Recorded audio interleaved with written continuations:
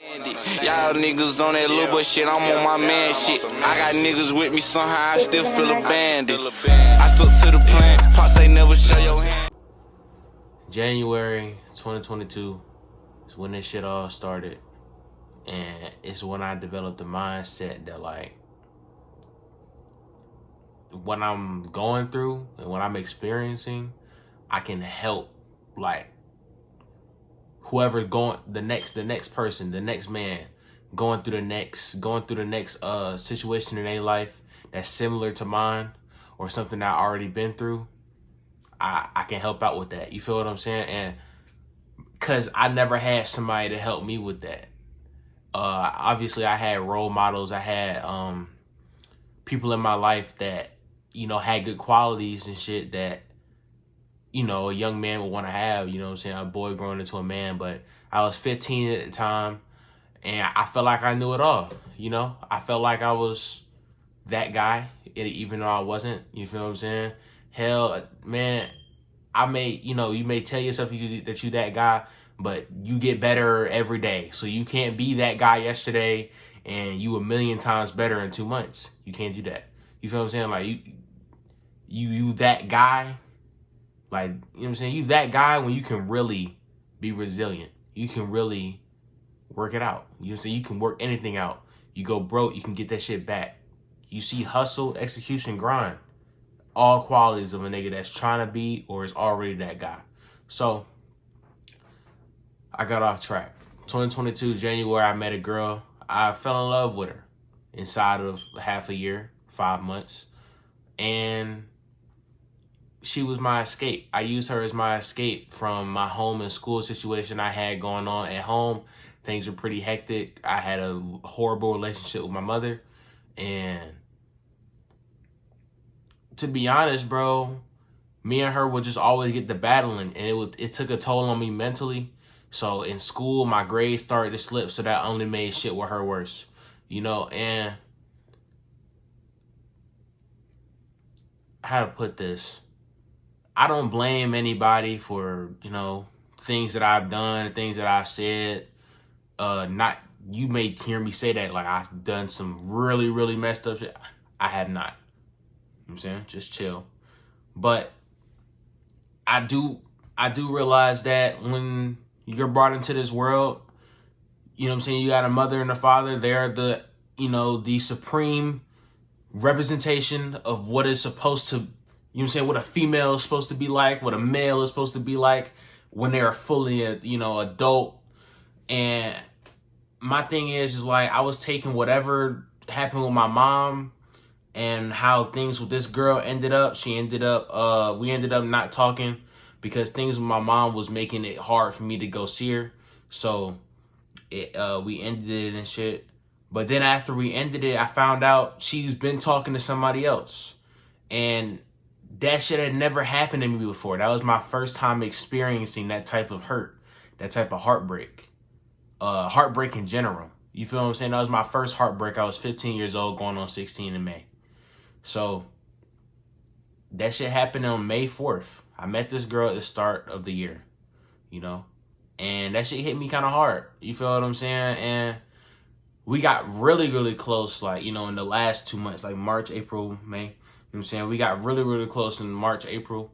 Her birthday was in April. I planned on getting her stuff. But like I said, my mom stopped me from pretty much like anything I had really going on. I didn't need to focus on the girl anyway. That's one thing I don't really down on my parents for, is like, I didn't need to really have, and I didn't need to be focusing on anything except, like, you know, bring my grades up and shit, you know, for my future. So yeah, that was a good thing. I probably shouldn't have been fucking with this girl, but at the same time, everybody copes with shit differently. Everybody, you know, yeah. So like, by the time I already met this girl, I was already knee deep in the shit with my parents. Not really my parents, just my mom. And like, my home situation, for me, from my standpoint, it was really shitty. And I kind of like, when you talk to a person and you grow to have really strong feelings for them, when shit is going on in your life, bro, and it's like really messed up, they can, you know, kind of be like your peace. You know what I'm saying? You escape. And that's exactly what she was. So when I found out that she did that, you know, that shit, I felt very hurt by it. But at the same time, I wasn't about to blow her phone up about it. I wasn't about to rage out and crash out. I wasn't about to do that. So what I did, I got my hoes up double. You know what I'm saying? I turned 16 and I rebuilt my roster, you know? And here's the thing about rosters. I'm not trying to shit on anybody. I'm not trying to say niggas is lying. But you can tell when a nigga don't get hoes for real, you know? You can tell when a nigga is just now getting them. You can tell when a nigga really don't. He talk to who he can talk to. Niggas like myself and females, most females, they talk to who they want to talk to. You feel what I'm saying? Niggas with status, niggas with a mouthpiece, they talk to who they want to talk to. You feel what I'm saying? They entertain who they want to entertain. So it's like, I didn't know that, like, when you with a person, you know what I'm saying, for how many other months, you forget how much attention you get from the opposite sex. You forget. You feel what I'm saying? You forget just how much. Even if you are getting it while you're in a relationship or whatever the case may be, you forget how much, like when you are really free, when you're really single and all that, you forget how much. So I got kind of drunk off of that feeling. So I just kept going on the entire summer. The entire summer passed. Me and my mom still bump heads a lot. But that doesn't really bother me anymore because I still got, you know what I'm saying, I was still doing the thing with the roster and all that. And I met another girl, and this girl stuck in my life for like over a year. You feel what I'm saying? For like literally like a year. You feel what I'm saying?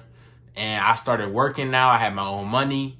And shit was looking up for me. You feel what I'm saying? It was looking up. It didn't really get really bad until like May of the next year. Again, shit happens in May. So in May, it was me and the girl I was talking to, I just said stuck in my life for like about a year. We met in October. She was in my class. And we really hit it off and shit. You feel what I'm saying? And around like the 3-month mark, they be saying like the 3-month rule, it got like really toxic and shit. You feel what I'm saying? It got like really toxic, very argumentative. And it never stopped. Like it never stopped. But when we were good, it's like it was good. But like when we was bad, it was really bad. You feel what I'm saying? So it's kind of like, yeah. So neither of us wanted to really like, you know, let go. You feel what I'm saying? I don't know what her reasons was, but my reason is like, I didn't want to feel like I was like left alone. And back then, I wasn't really comfortable being by myself. I wasn't comfortable. I was comfortable in my own skin, but like being by myself, thinking the thoughts, you know what I'm saying, that I really should be sitting down and thinking about, I've ran away from them. And I use girls and work and going out and spending money as an escape from all that. You feel what I'm saying? I use playing basketball as an escape for all that. You feel what I'm saying? From running away from my problems. I was running away from my problems, my internal issues, like basically all my life, bro. And about May, me and the girl like really started having problems. Mind you, I graduated in June. 2 weeks later, we stopped talking. I'm still working. It's the summertime, you know, and I doubled back. I spun back, you know what I'm saying? And I was really the one who ended it because I felt like things just, I just couldn't do it no more. You feel what I'm saying? Like the toxicity and like the shit I had on my conscience, shit I was dealing with, I didn't feel like, you know what I'm saying, going through all that shit during the summer. You feel what I'm saying? Because I already had work, I had her, I had whatever activities I did after school, and I had school obviously too, you know what I'm saying? So yeah. And the summer really taught me a lot. 2023 summer, it really taught me a lot. It taught me like, that's when I started really making like the self-improved content. Because I will only make the videos spontaneously, you know? I wouldn't make the videos like I had to. So when I made a video, when I dropped something, it was something that came to my mind and I just clicked on the camera. You feel what I'm saying? It wasn't like I was analyzing for weeks or something that I had in my head for a long time and I'm just now talking about it like how I do now. It was very like I watch a YouTube video and I relate to something and I'm like, oh shit, I'm gonna go off of that. You feel what I'm saying? Or, yeah. So, it just, what I was on, you know, before I spun back on the girl, didn't really, like, I started being a hypocrite. Like, I started spitting this shit on the net, on YouTube, TikTok, Instagram. And with the girl, I kind of like, I was regressing. I was regressing to where, you know, the point where I was still talking to the girl before we stopped talking, all that. So, yeah. And I grew very strong feelings for this girl. You feel what I'm saying? And at the end of the day, around August, I think it was like when August first started, August 2023, we ended up stopped talking. That's when they got like to its like apex worst. Like where I'm at work and I gotta take a, you know what I'm saying, break to like argue with her about dumb shit. You feel what I'm saying? Like not like it was like insecurity shit, like, you know what I'm saying? Shit like that happened in every romantic whatever relationship, you know what I'm saying, with a boy and a girl. Or whatever the case may be, you know what I'm saying, two people that like each other. So, yeah. And she's the one that, like, called it off, like, hit me, texted me. I woke up out of my sleep and shit to, like, the notification. I woke up, and it was like, hey, we shouldn't really do this no more, all that. I was like, all right, you sure? She's like, yeah. I said, all right, cool. That shit didn't really hit me until, like, the next day. The next day, I'm like, damn, like, I lost her. You feel what I'm saying? But at the same time, I decided I had to move on. So I'm trying to move on the best I can. I go to my friend's his birthday get together. We went to like a skating rink. And I was feeling better, you feel what I'm saying? Until I got by myself and I really had to self-reflect. On, and I was having regrets about, well, what did this, you know what I'm saying? I started really overreacting about the situation. I started regretting all the shit I may have did wrong, you know what I'm saying? And I knew that it was no doubling back. It was no spinning the block this time. So I got back on my shit. You know what I'm saying? I started going to school. I started, you know, doing online school, doing an online program so I could graduate early. I started making videos again. I started really getting in that mode. And long story short, I did find out that the same thing that happened in 2022 with the girl, you know what I'm saying, that having like another person, that's what happened. You feel what I'm saying? I found out that that's the reason why, and it's not the bullshit, you know what I'm saying? I think we should not, can't handle this, you know what I'm saying? Focus on myself type bullshit that she spat to me at the beginning of August. So I found that out, and I'm not gonna lie, it kind of hurt me. Even though it was like a few months after that, I was like, damn, like that shit kind of sting. Cause a girl not wanting to talk to you because of something you did, okay, cool. A girl not wanting to talk to you because, you know what I'm saying, something you said to her, the way you moving, okay, you know what I'm saying? But a girl trying to clean it up, trying to hide away like the real reason that she stopped talking to you because she has somebody else that she would rather invest her time in. That kind of hurts, because it only hurts because she really, you know, she really likes that person, or he really likes that person. You feel what I'm saying? I'm not sexist. I'm speaking to boys and girls, my females, males out there. Salute. You know what I'm saying? So, yeah. And by this time, man, This is this year. We're gonna fast forward to this year. I found out like that shit like in like December or like January, I think. So yeah, and shit was just going. It was just, you know, it was life, man. I finished school in January, the end of January, and now you know how people say that they graduate and life's like hits them, like, you know what I'm saying? That didn't really happen to me. You know what I'm saying? Because I was home for school. So, like, when I graduated, all I had to do was turn in my Chromebook, you know? Like, it wasn't really like niggas walk the stage. I still have to walk the stage next month. So, like, I guess it would hit then.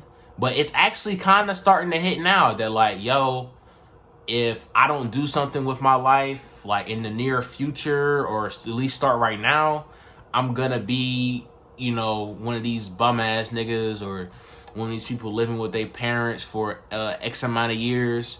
My opinion on living with your parents, like, I don't clown niggas for living with their parents unless you like 40 or 30. You know what I'm saying? I be seeing like 35-year-olds still staying with the parents, and it's not like, you know, they got their own crib and then they fell and their parents helping them get back up. It's like they never tried. You know what I'm saying? So they couldn't fall and get back up. They just stayed under their parents' nest. So, I mean, I don't really fuck with that. So, yeah, I'm just trying to get, you know what I'm saying, figure out a way to get out this shit. You know what I'm saying? And everybody that's my age, or everybody that can relate to me, y'all get it. You know what I'm saying? Y'all teenagers, 16, 17, 18, 19, y'all get this shit. You know what I'm saying? You don't want to live with your parents. You want to have your own car, your own crib. You know what I'm saying? Your own insurance. You know what I'm saying? That type of shit, bro. So, yeah. And fast forward to now, I'm about to start working again. And I can say that I never really stopped working. Of course, I stopped punching the clock, you know? I stopped punching the clock. I stopped, you know, going to do manual labor, clock in and shit. All that good shit, right? You know what I'm saying? All that good. I stopped doing that, but I really started to look into myself, and I became comfortable with myself. I was able to like myself being alone. I even talked to myself, not out loud. That's weird, obviously. But, you know what I'm saying? I even talk, and I feel comfortable. You feel what I'm saying? I feel comfortable talking to myself. I feel like when I'm in my thoughts, bro, I can't run away from it no more. It's, you know what I'm saying? It's the truth. And I'm gonna always keep it real with myself. You feel what I'm saying? If you lie to yourself, you'll lie to your parents, you'll lie to a girl, you'll lie to your boss. Like, it's just, it's just shit like that. Like, you lie to yourself, like, whatever you try to self-delude yourself, try to gaslight yourself, you'll do it to the next nigga. You'll do it to somebody really important in your life, and you'll see that you really gotta fix yourself first. That's what I had to do. I had to self-reflect. So, in my self-reflection journey or whatever, I don't think you should ever stop self-reflecting. You feel what I'm saying? Even if you feel like life doing pretty good right now and shit, like me, I still look at shit. You know what I'm saying? I don't regret anything. I don't stay stuck on the past. I reflect. I'm not reflect on the future, but I think about the future type shit. You know what I'm saying? I think about what I should do, what's gonna happen. You know, the shit, the possibilities of shit happening, shit going bad, shit going good. I don't focus on too much of the bad times. You know what I could tell myself, my 15-year-old self that was going through that thing with his mom and the girls in school? I would tell him that, like, you know, the bad times don't last forever. You know what I'm saying? The good times don't last forever. Vice versa. You know? And I would tell him that, like, good times make weak men, and bad times make strong men, you know? So, I'm kind of glad that I went through whatever I went through in life. You shouldn't regret going through something that ended up shaping you for the better or changing your character. I feel like if you live life with regrets, you'll never really be able to get past anything. You'll never really be able to improve on that issue that you're regretting. You'll never be able to look past the next girl you get with that, you know, interacts with the opposite sex, and you already have traumatic experiences with that because you got cheated on in like the worst way, and you don't forgive and forget. Not forget, but if you don't like forgive and be like, okay, that was just her. You feel what I'm saying? I'm different now. I can read cues. I can read, you know, the sign language. I can read energy now. So I know when shit is getting funny with, you know, say my girl in the opposite sex. When you can realize that, like, they're not all the same, bro.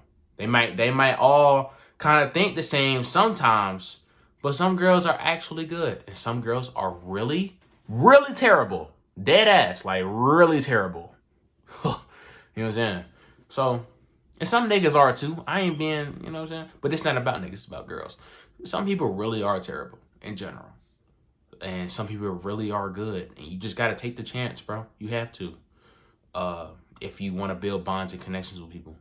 So, with that being said, bro, that's my story from the past 2 years on how I really became this type of content creator. I started off playing Fortnite, 2K, you know, and then I started doing the IRL content. I now have a separate channel for that. It's called Babs, and I know the name's kind of, you know what I'm saying, but it actually stands for something. And when we hit a certain subscriber goal, we will, you know, announce that, what it stands for and shit, because it's pretty badass. Whoa, dude, I just said badass. Yeah, bro. Yeah, bro. But, yeah. And I don't want to say I'm a self-improvement YouTuber. I feel like that's a little cliche, because I do a lot of other things too. I vlog, I do reactions, I talk about real issues. All right, fucking alarm went off, but like, I talk about real issues that like occur, and it might not always have to do with me. It might have to do with something I seen in a friend or a family member, or even somebody online. You feel what I'm saying? And I feel like I can add my input to where it would help somebody else, whatever the case may be. Wherever you are. It don't matter if you're in Hawaii, Indiana, or fucking Pakistan, bro. If you can understand English and you're willing to watch a few minutes of the video, you'll find something and be like, oh shit. Or be like, oh, I never thought about that. You know what I'm saying? Never thought about it that way. I guarantee you'll like the content. Now, enough self-promoting. My name is Mario Going Up, aka Mario Too Thorough. And we out.